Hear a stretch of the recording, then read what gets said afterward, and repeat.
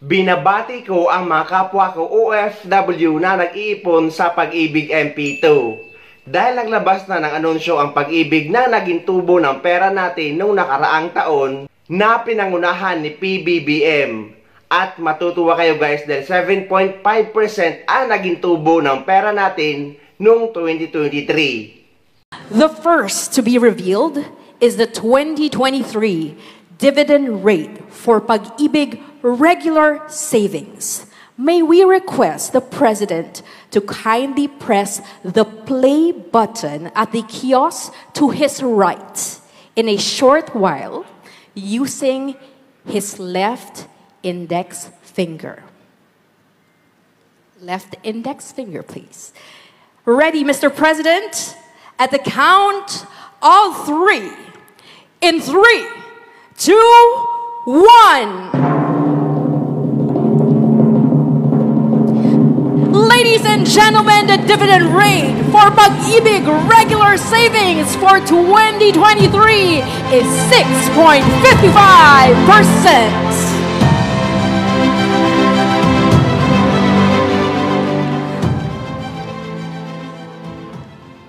And now, the moment we've all been waiting for, the MP2 savings dividend rate.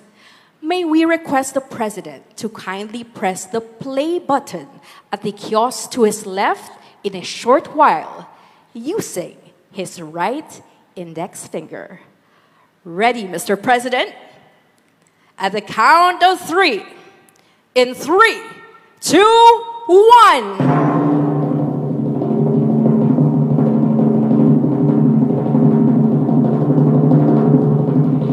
Ladies and gentlemen, the dividend rate for the Pag-ibig MP2 savings for 2023 is 7.05%.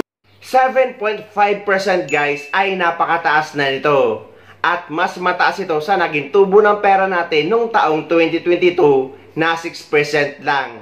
Pero still not bad guys dahil kaysa naman i-imbak mo ang pera mo sa traditional bank na kapag lumipas ang isang taon ay minsan ay negative pa dahil sa inflation. 6.55% naman guys ang naging tubo ng pera natin sa Pag-ibig P1. Kaya napakaganda rin ang Pag-ibig P1 pandagdag retirement fund kapag nag-retire na tayo. Kaya ako guys, medyo nilalakihan ko din ang hulog ko sa Pag-ibig P1 dahil makukuha niya ito after ng 20 years mula na nagsimula kayo maghulog dito.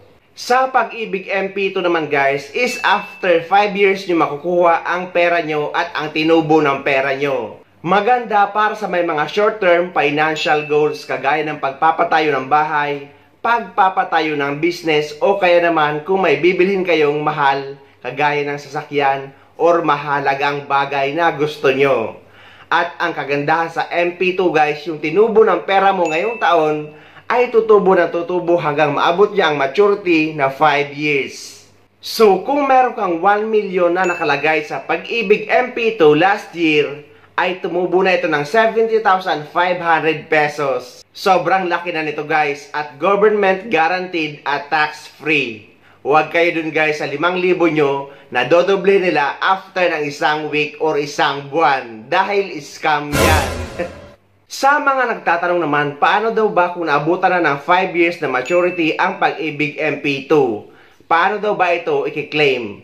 Base guys sa mga naka-experience ay kailangan nyo lang pumunta sa pinakamalapit na Pag-ibig office at kailangan nyo lang mag-fill out ng claim form at isasubmit nyo ito.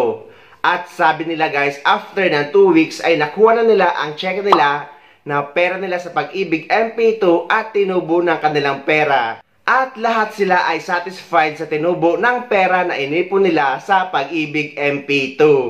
Sa mga gusto malaman tungkol sa Pag-ibig MP2 guys, ay napakarami ng upload dito sa YouTube, lalo na yung mga financial advisor. At kung paano ba mag-apply nito, ako guys ay pumunta ako sa mismong opisina ng Pag-ibig sa loob ng POA sa Ortigas at doon ako nag-open ng Pag-ibig account ko. Mas gusto ko kasi sa branch mismo ng Pag-ibig ako mag-open ng aking Pag-ibig MP2 kaysa sa online para ma-sure ako. Kaya guys, sa mga OFW, hinihikayat ko kayo na mag-ipon na rin kayo sa Pag-ibig MP2 Dahil napakaganda nito, dahil para lang din sa atin ito pagdating ng panahon. Kaya huwag kayong manghihinayang sa paghulog dito.